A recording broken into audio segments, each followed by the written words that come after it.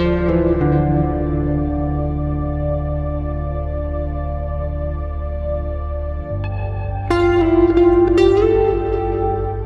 if we didn't know what we think we know?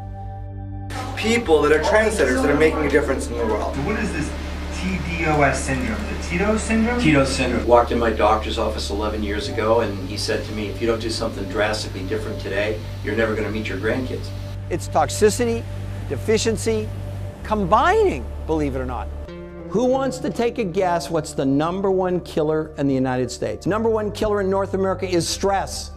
We got to do something different. We have to have a new conversation or we're going to find ourselves in exactly the same place we are, only it's going to get worse and worse and worse and worse. T is for toxicity, the D is for deficiency, the O is for being overweight, and the S is for stress. And those 4 cofactors, they're deadly enough on their own. But where it became a syndrome for me was when I realized there was an interconnectivity between those 4 factors that was allowing them to magnify their impact. Imagine legions of the sick marching on the hospitals when there won't be enough drugs, there won't be enough beds, and there won't be enough doctors. Our drinking water, on average, has anywhere between 300 and 500 chemicals in it. We're now using 10,000 chemicals in the production of food. Less than 500 have ever been tested for what they do to us as human beings. These chemicals are altering our hormones and reprogramming our bodies to gain weight. I'm now breathing in the fumes from the coal-fired plants in China from 7 to 10 days ago. No human being or food supply anywhere, no matter how remote, is immune to being contaminated. In Eskimo mother's breast milk, when it was tested, it contained such high levels of PCBs and mercury that it would be categorized as hazardous waste by the EPA. That's at the North Pole. Nobody's going to be cleaning up the planet because it is now ubiquitous. It's everywhere, as you mentioned. And there's not enough money to clean up anywhere close to even a percentage of the planet. You think you can eat yourself into wellness? Food will never be enough again, period. Period. What the body does, it actually takes the toxin and stuffs it in a fat cell. And no amount of exercise and no amount of regular dieting will remove the toxins. They've measured athletes in sweat. There's no toxins being removed in exercise at all. We've got 70% of America overweight. I do not believe all of those people are not trying to diet and aren't exercising. That's a bunch of bull. Well, they just did a study on obese children, and they found that the majority of those children actually were suffering from rickets and scurvy, which are diseases of malnutrition. For the first time in the history of the world this year, more children will die of obesity than starvation. The food companies have spent almost $1 billion trying to determine how they can get us to eat more. They have created something called the bliss point. And what they did, they actually did brain scans on children and adults, and they found there was a point where the combination of salt, sugar, and fat stimulated but didn't fill you up. And you know what the model was that they used to determine this in the brain scan? They had a model that they based it on. Cocaine addicts. It's a little bit like what the tobacco companies did when the tide started to turn against them. There was one study that said the thought of going on a diet raises your stress and your cortisol in the human body. Stress is big business, toxicity is big business, nutritional deficiency is big business. This is what we've been talking about, is that it's a case of the emperor's new clothes. Everyone knows all this stuff is going on. America's getting heavier and heavier. People are feeling more and more fatigued. People are more and more stressed.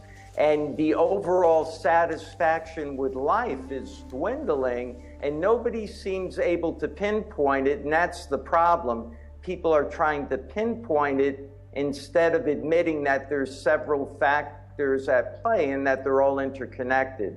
Revolutionary new preventative interventional technologies that involve things like nutritional fasting. Now, before you go sideways, what do you mean fasting? It's been proven in study after study that caloric restriction with intermittent fasting is one of the greatest strategies absolutely to positively live healthier longer. But it's something that's so difficult to do because our foods are so nutritionally bankrupt that when you reduce the calories to the point where the body would naturally begin to detoxify itself, the body basically goes into starvation mode and holds on to the fat. Because you don't have the nutrients, you don't have what I call toxin hunters that literally can go in and pull these toxins apart, make them water soluble so they can pass out to the liver and the kidneys. So what's the solution? What we need is nutritional density. We need to make up for these deficiencies, especially in these very specific nutrients. One is called glutathione and another one's called a polysaccharide. But I want to go a little bit farther because that fasting, if it's based on dense nutrition and few calories, is going to be the most effective way that we can possibly utilize the whole philosophy of caloric restriction with intermittent fasting. In these new nutritional technologies, because they have massive amounts of nutrients and very few calories, the body's able to get to a point where it makes a choice between muscle and fat. It burns fat, releases those toxins, but again, because you're keeping the nutrition up, the calories really become insignificant.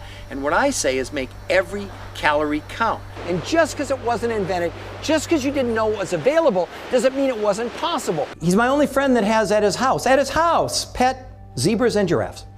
He told me the story. He was out in his garden about 12 years ago, and he gets bitten on the top of his foot, right here on his arch, by something called a brown recluse spider. You all familiar with those? They walked in his hospital room and said, if we're going to save you, we need to amputate your foot today. Like, not next week, but today.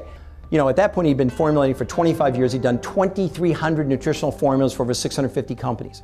And he invented, at that point, the precursor to what this new nutritional technology has become 12 years later. Not only did he save his foot, he lost about 45 pounds. The only place you can find the minerals that existed 100 or 1,000 or even a million years ago is in a mine where they have been pressed from plant food into peat. They're in mines, that's it. You're not gonna go and get it out in eastern Colorado and dig it up in the soil anymore. Is there a way that I could live healthier longer? That I could live into what's called my golden years, but not be so crippled? Big study in USA Today a few weeks ago said, yeah, we're living longer, but we're living sicker. That's not what I want. Today, nearly 2 out of every 100 girls born are showing signs of sexual development at 3 years of age. You and your family will continue to become unhealthy and gain weight unless you embrace these new nutritional technologies. There practically isn't a thing I know of nowadays, or anybody knows of nowadays, that isn't connected to the length of your telomeres at the tips of your chromosomes. We are standing on the edge of the biggest discovery in the history of mankind. We're going to cure aging or we're going to die trying. Dead serious. That's pretty good, actually, now that I think about it. It is kind of surprising that people don't know about this. I think it's one of the biggest medical breakthroughs of all time. I can't change the world by myself. I need you to help me. Because what do I want to do? I want to create the legions of the well. Now that you know, what will you do? And we want to bring to you, we want to bring to the world, number one, an awareness about the problem. Because there would be no point in even talking to you about any type of a protocol or a solution if you don't understand the magnitude of the problem. What if you didn't know what you think you know? And what if everything you thought you knew was wrong? And if we don't take control of our own health and someone else does, you might not like the outcome.